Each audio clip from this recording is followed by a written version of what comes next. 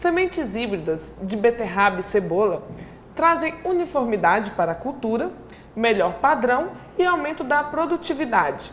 Ayrton Felizbino trabalha com desenvolvimento de híbridos de cebola e beterraba e está presente hoje conosco para nos explicar melhor sobre as vantagens dos híbridos. Ayrton, o que são híbridos? Híbrido é o produto de cruzamento de dois indivíduos distintos, geneticamente distintos. Isso é um híbrido. Então, no caso, uma beterraba híbrida, como que ela é produzida? Tá. A beterraba híbrida é produzida através...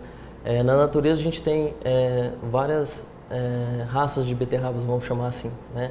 Então, cada uma com uma característica de adaptação que foi obtida no campo naturalmente.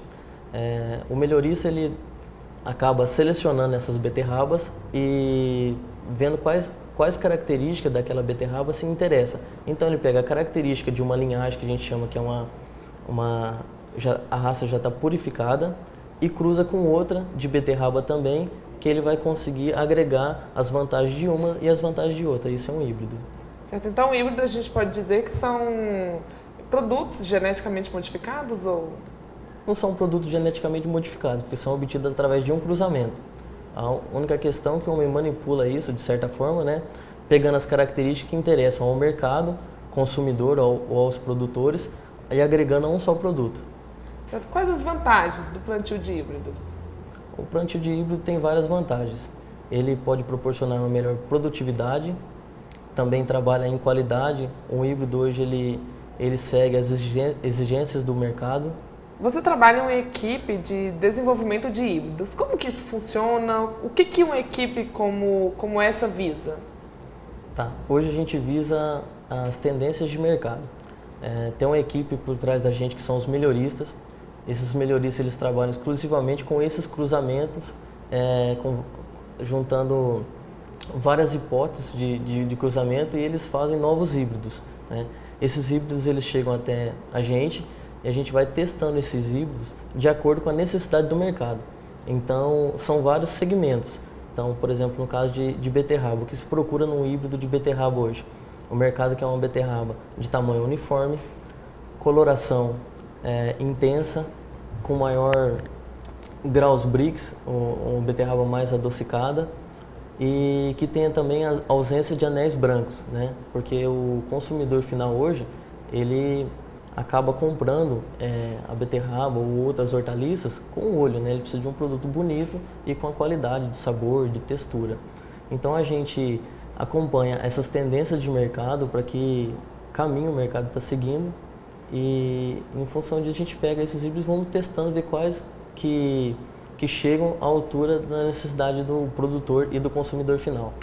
Você falou sobre as características que o consumidor busca na beterraba. E na cebola? Quais são as características? Na cebola, hoje o consumidor final quer uma cebola de tamanho médio, né? As famílias hoje elas têm em média 2 a 3 pessoas, ao contrário de alguns anos atrás que as famílias eram compostas de 10, 12 pessoas, né? Então a dona de casa quer uma cebola que quando ela for fazer o almoço, o jantar, ela use toda a cebola. Então tem que ser uma cebola de tamanho médio e de sabor também adocicado, porque as cebolas que a gente tinha até então no mercado são cebolas com uma pungência alta, então a dona de casa tinha dificuldade aí para manusear essa cebola. Hoje, no Brasil, como que é a produção desses híbridos, no caso de beterraba e cebola? É grande, é comum?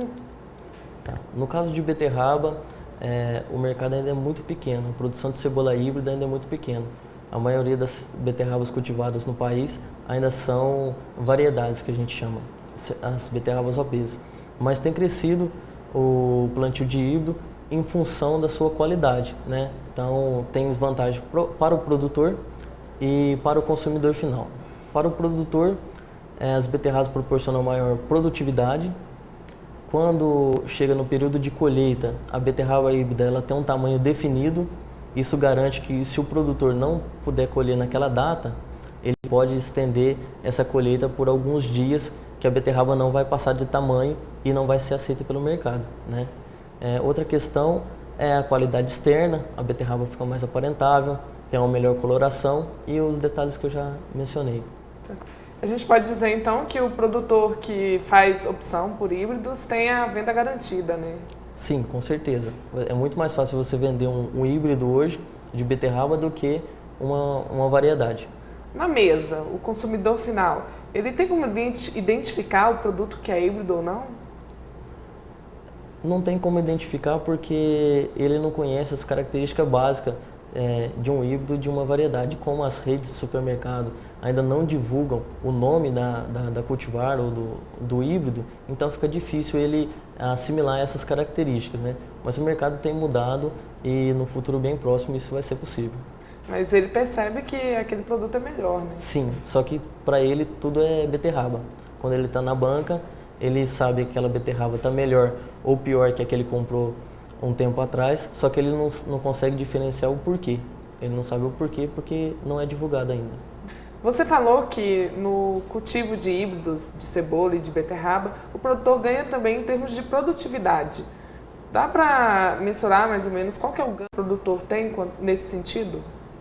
No caso da beterraba, nem é tão importante a produtividade. A produtividade é bem semelhante, mas o produtor não vai ter perca, né? Então, não adianta nada ele colher 1.000, 1.200 caixas por hectare se ele tem um descarte aí de 30%, de 35%. Com material híbrido, com certeza seu descarte vai ser muito menor. Então, o aproveitamento dessa produtividade na área, ele é melhor e vai resultar em ganho ao produtor. No caso de cebola, a gente sabe que o teto produtivo dos materiais híbridos, ele é muito superior às variedades. Isso chega a 50%, 60% de ganho na produtividade. Sem contar o que agrega em qualidade e padrão da cultura. O manejo dessas culturas muda? É muito diferente do manejo do cultivo convencional? Não, o manejo não é diferente, pelo contrário. Alguns híbridos facilitam o manejo. Tem alguns híbridos que têm tem algum tipo de resistência a doenças, isso vai diminuir a aplicação com defensivos, é um dos caminhos do melhoramento é esse. Outros híbridos têm uma capacidade produtiva e de absorção de nutrientes maiores, que permite com que o produtor usem menos fertilizantes. Então, no manejo em si não tem tanta alteração. É mais uma questão de adaptação mesmo, que é passada pelo fornecedor aí do híbrido. A semente híbrida, ela tem um custo maior? Como que é vista essa questão pelo produtor? Sim, o custo da semente híbrida é um pouco maior em relação às variedades, em função de todo o trabalho que se tem de melhoramento e de desenvolvimento até chegar à semente final, né? São anos de pesquisa, um híbrido não é obtido em apenas um ano, gasta-se em média dependendo da cultura, de 5, 6 até 15 anos para se ter uma semente de híbrido, né? Então é muito tempo de pesquisa envolvido, aí o custo da semente. Mas isso... A questão do custo-benefício, né? Tudo bem que a semente tem um custo mais alto, mas o retorno é maior para o produtor, né? Sim, e o produtor, o custo inicial da semente, talvez ele chegue a assustar o produtor. Mas no final da produção, esse custo vai ser diluído e ele é insignificativo. Porque se o produtor tem a melhor qualidade do produto final, tem maior produção, esse custo vai ser diluído. A única coisa que muda diretamente seria o custo inicial da semente, mas os tratos culturais como aragem, gradagem, as pulverizações, adubação, tudo isso não é mudado pelo produtor. Então, tudo isso tem que ser feito, tanto no híbrido como na variedade convencional, né? Além disso, eu acredito, não sei, né, mas pode ser que o produtor tenha uma redução no custo de defensivos, porque, como você falou mais cedo, pode ser que a variedade tenha resistência a alguma doença. Não sei se... Sim, alguns híbridos são resistentes a algumas doenças ou pragas. Isso, com certeza, vai ter um custo direto menor ao produtor. Lembrando que se um híbrido ele tem uma resistência ou não a determinada praga ou doença, ele não está ausentando o produtor de manter os tratos culturais com pulverizações, porque isso vai agravar o problema, mesmo que o híbrido seja seja tolerante ou resistente. Obrigada pela sua participação aqui conosco, obrigada por esclarecer essas dúvidas. O programa Campo e Negócios TV hoje fica por aqui.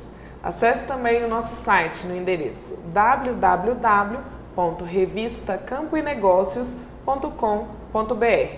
Até a próxima!